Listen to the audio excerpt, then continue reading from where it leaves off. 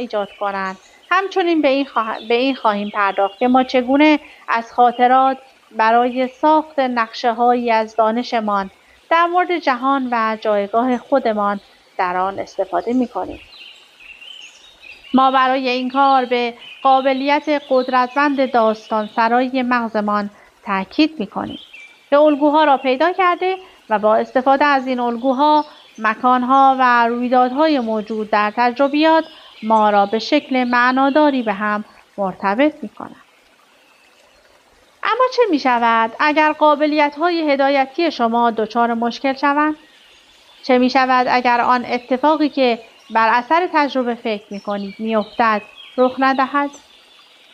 اگر در محیطی قرار بگیرید که با آن سازگار نشده‌اید و ندانید که باید چه کنید چه؟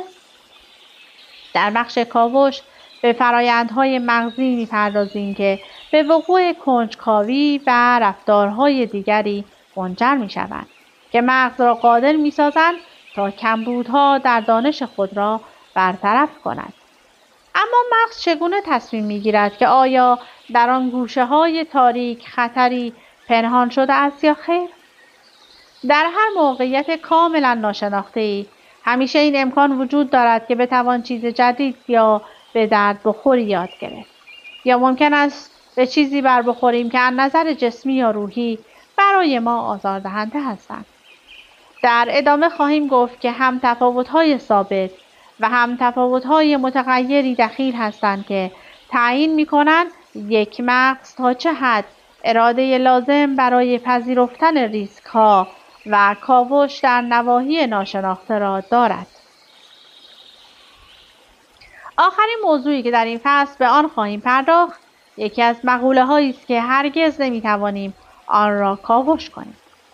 محتوای ذهن دیگران در بخش ارتباط به تفاوت‌های اساسی در نحوه درک دیگران توسط مغز می‌پردازیم.